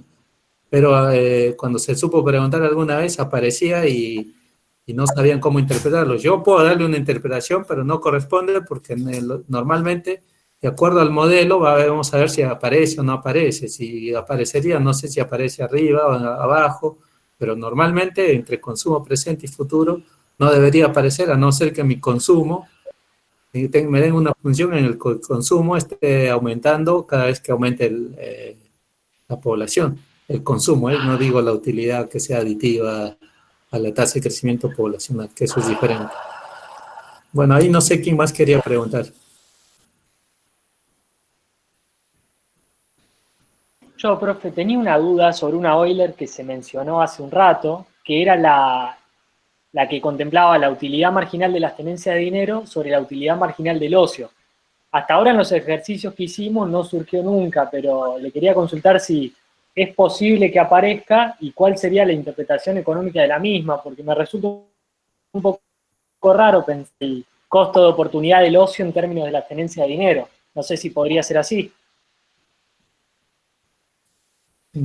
Pero si hay, oficialmente, normalmente se ve en términos de consumo, porque todo se expresa en términos de consumo, pero matemáticamente y teóricamente, si tenemos dinero y ocio en la función de utilidad, ya vamos a tener un trade-off entre las dos. O sea que va a haber un costo de oportunidad, porque por tener dinero, ¿quién te genera ese dinero? O sea, por tener dinero, ocio, uno puede decir, bueno, si tengo más plata, trabajo menos. Entonces sí va a haber un trade-off que normalmente se canaliza a través del consumo y por eso se ve en la demanda de dinero a través del consumo, y el trade-off ocio o dinero después va a ser una réplica va a estar relacionado a la del consumo. Esa es otra cosa, pero si tienen que hacer las Eulers tendría que existir, ahí no tendría que haber problema, y es como yo les había dicho, de acuerdo a cómo ustedes tengan la tasa marginal de sustitución, si es de ocio con respecto al dinero, y eso va a reflejar el costo de oportunidad del ocio en términos del dinero, entonces ahí tendrían que ver cuáles son los precios que lo relacionan. Así que eso no tendría que, o sea, oficialmente sí, porque está en la función de utilidad. Ustedes si tienen más dinero, aquel que tiene mucho más dinero puede decidir irse de vacaciones a la luna, ya que hay coronavirus acá, por ejemplo. Poner. Entonces tiene como que va a generar un trade-off, o sea, y eso justamente lo va a informar en la Euler correspondiente. Entonces, eso digo. Perfecto, entonces, y del otro lado también me quedaría la productividad marginal del trabajo, al igual que en la Euler que tiene en cuenta el consumo. Claro, si en vez de salario hay que darle el trabajo, claro, totalmente, sí. Claro. Genial, muchísimas gracias. No.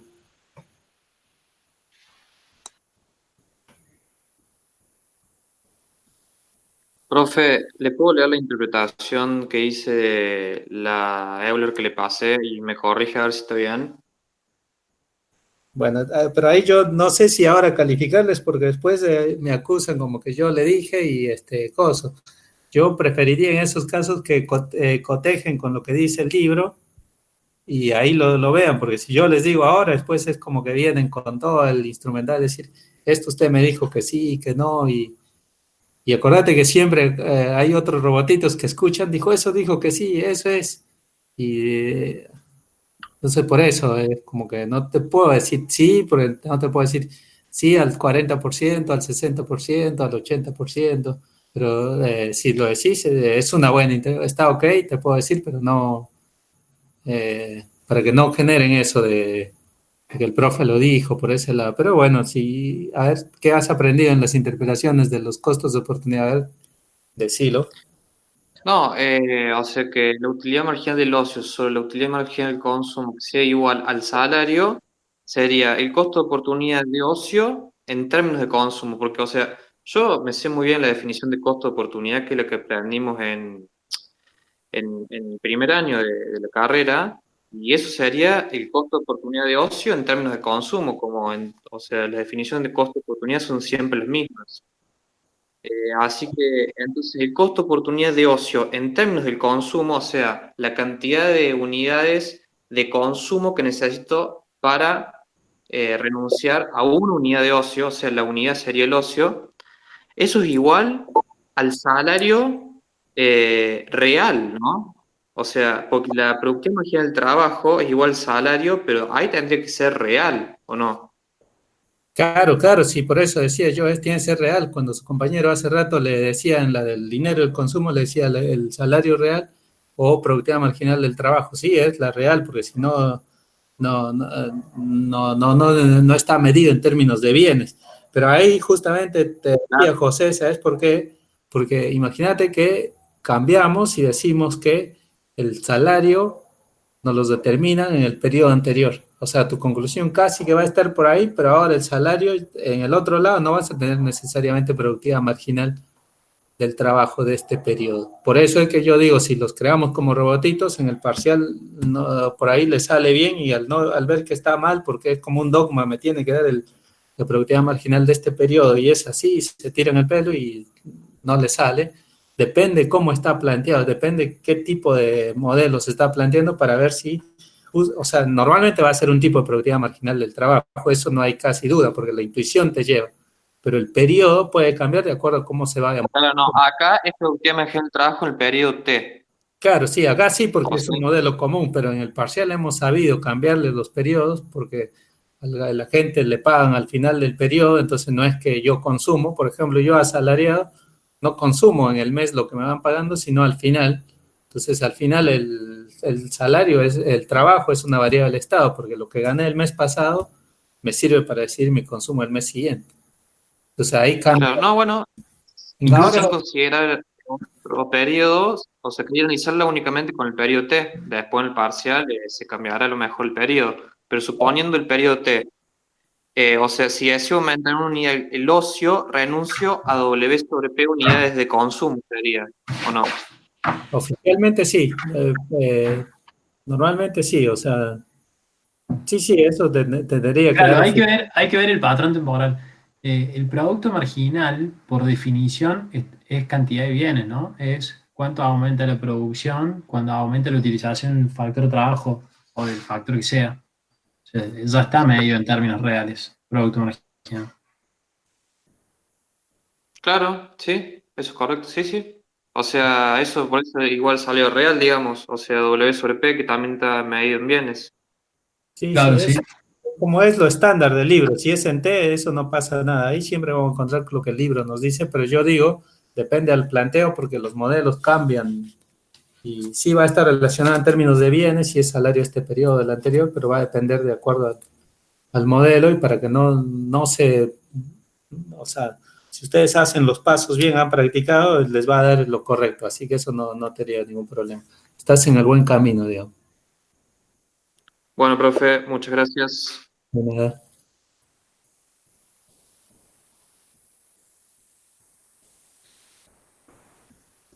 Sigan preguntando que ya se ha ido la mitad de la audiencia.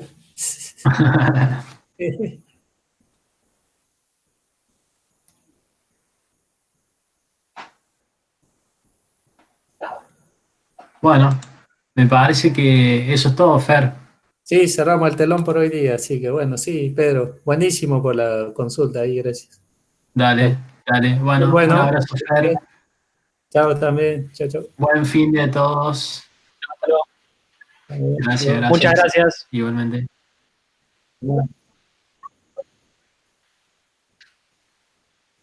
Sí, manda a los tres, con copia a los tres, así algunos siempre te responden. Pero sí, puedes mandar, sí. La clave es que estudien, ¿no? Por eso no hay problema. Listo. Amén. Chao.